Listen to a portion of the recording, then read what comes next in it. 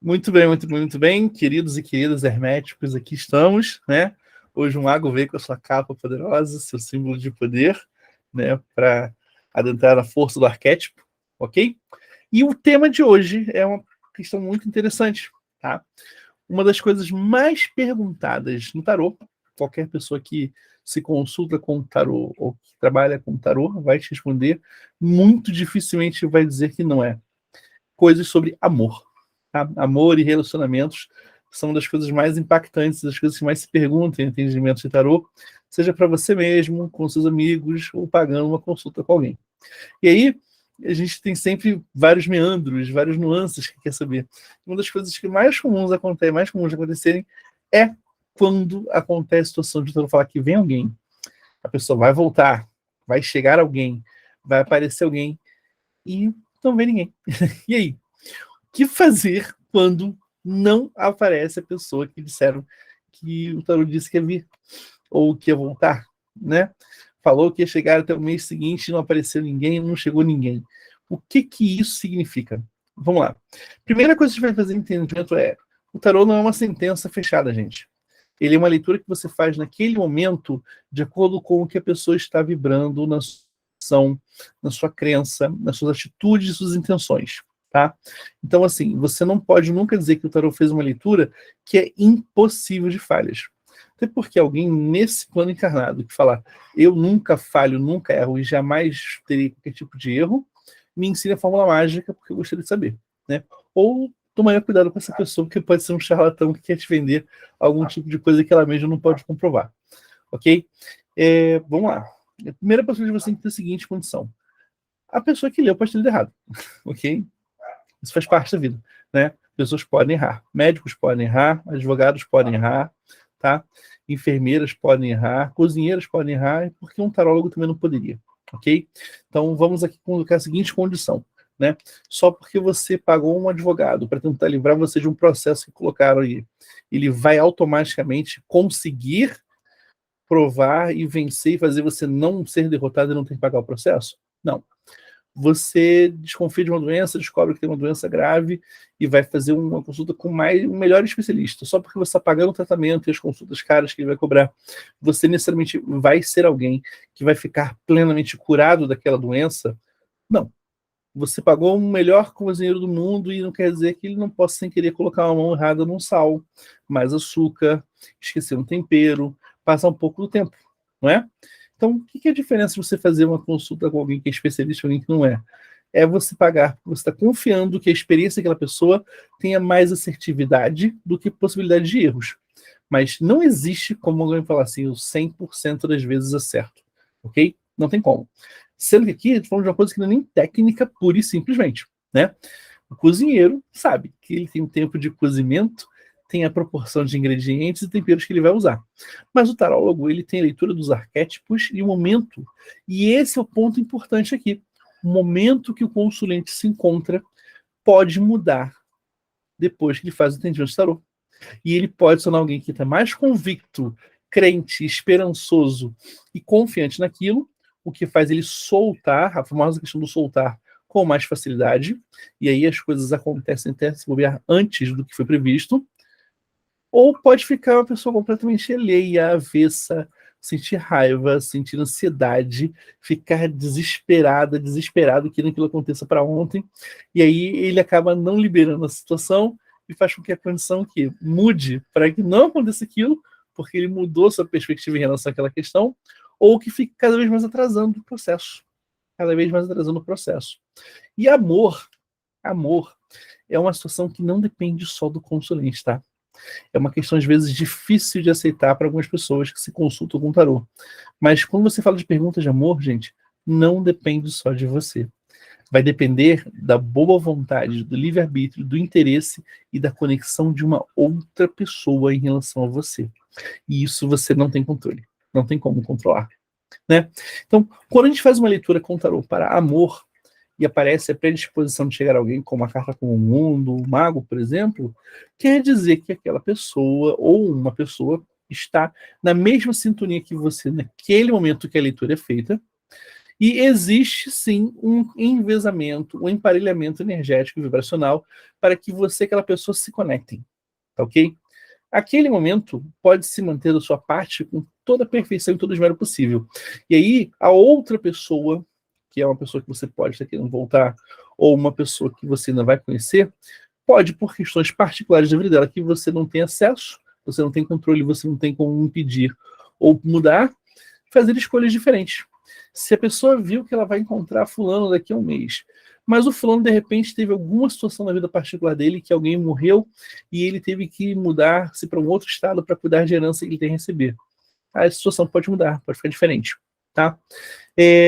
Se você vibrou uma pessoa atraindo uma pessoa nova para o amor, tá aquilo forte, tu mostra, olha, a tendência é que daqui a 3 meses você esteja num relacionamento, apareça uma pessoa legal para você. E aquilo é uma condição possível, que você está vibrando muito forte. Vou te ser sincero, se você mantém aquela condição como uma esperança, uma certeza no seu coração, pode acontecer até mesmo antes tempo. Mas passou esses 3 meses e não chegou ninguém. Aí você vai ter que revalidar um processo. Eu mantive a mesma frequência de fé, confiança e amor próprio que eu tinha no momento que fiz a consulta? Ou porque depois eu fiz a consulta eu fiquei com mais ansiedade, eu fiquei com mais preocupação, comecei a trabalhar outras questões em mim que me deixaram com uma vibração lá embaixo, diminuindo bastante minha frequência, que possam ter afetado aí, às vezes, aquele resultado para o amor. E, gente, às vezes, mudanças que são negativas na sua energia, na sua vibração, podem não ser nem questões de amor, tá? Então, vamos fazer um exemplo de uma pessoa que ela vai perguntar. Esses exemplos aqui são coisas que eu estou lembrando agora, né? Mas são de pessoas reais que eu atendi, tá? São pessoas assim que eu vou relembrando de pessoas reais que eu atendi. A pessoa fala que vai encontrar o amor, foi em agosto ou julho, e o tarot mostra que até outubro, novembro chegar um novo amor nessa pessoa, né? A gente está quase no final de novembro, já até agora não apareceu ninguém para essa pessoa, tá? Não apareceu efetivamente um novo amor para ela. Na verdade, aconteceu uma situação assim. Em outubro, um ex dela, e com que ela teve um rolo aí, voltou a procurá-la, né? Voltou a procurá-la. Eu acho que pode ser até essa pessoa que apareceu aí. Mas não vamos considerar que seja isso, né? Não vamos considerar com certeza alguém assim. O que acontece com essa pessoa em particular? Quando eu falo e analiso com ela a situação da autoestima, ela está lá em cima. Ela se ama de um jeito incrível. Ela é uma pessoa assim que fala assim, cara, essa pessoa tem uma autoestima de rainha, eu posso dizer isso. Mas quando a gente olha para outras questões da vida dela, como a questão de finanças e problemas que ela tem com o pai, a gente encontra muitos bloqueios e muitos problemas. E aí eu entendi uma condição, quando eu comecei a perguntar com ela, a gente fazendo uma investigação no tarô, né, uma situação assim do tipo, quando você ficou com essa condição de ficar com tristeza e mágoa porque você lembrava da situação do seu pai, ou sua preocupação com o dinheiro, você, se em algum momento você chegou a pensar, a cogitar isso, você acha que isso afetou a sua escolha em relação à vida afetiva? Depois de um bom tempo analisando, relembrando, lendo as cartas certas, né, ela entendeu que isso chegou a acontecer sim, porque ela via que quando ela estava brigada com o pai, né, e isso puxava muito para ela, ela queria se isolar do resto do mundo, queria ficar completamente isolada de tudo, de todos, não queria ter contato com ninguém, ela queria se afastar de amizades, não queria que ninguém procurasse, né? Nos momentos de grande preocupação, questão financeira também, ela tomou uma postura parecida e ficava egoísta demais. Ela só queria saber de si, e não é diferente, né? Amor próprio é diferente de orgulho, né? Soberba. Só queria saber de si, olhar para si. E quando você faz uma projeção para amor, gente, não se trata de dar e receber por e simples, né? Se trata de você ter o suficiente para si e o transbordar aquilo que você é mais para o outro. Eu falei para assim, olha só, eu acredito, né? E para a gente confirmou ali que você viu outros caminhos, outros menores, outros pormenores ali que afetaram a sua atração para o amor, sim. Porque você, sem perceber, se colocou uma situação de egoísmo e protecionismo muito grande e se fechou para a entrada de novas pessoas na sua vida. Você não queria aceitar que alguém viesse ajudar até você, nem amizades, nem familiares, ou queria só pensar em você e não se preocupar com mais nada nem ninguém, quando se falava em questão do dinheiro. E aí, a vida é um processo tangencial, né? A gente categoriza amor, dinheiro, espiritualidade, saúde, mas é um processo como um todo acontecendo, tá? Veja o lado bom. Quando uma área está muito boa, ela tende a transbordar e promover o bem-estar de todas as outras também, tá? Se você fica muito bem no amor, pode ver como você às vezes dá melhor rendimento no trabalho, né? Então as coisas às vezes são interconectadas, tá? Então o primeiro movimento é ver se a pessoa não errou, tá? Se a leitura não foi equivocada mesmo, pode ter acontecido, tá? Erros humanos existem.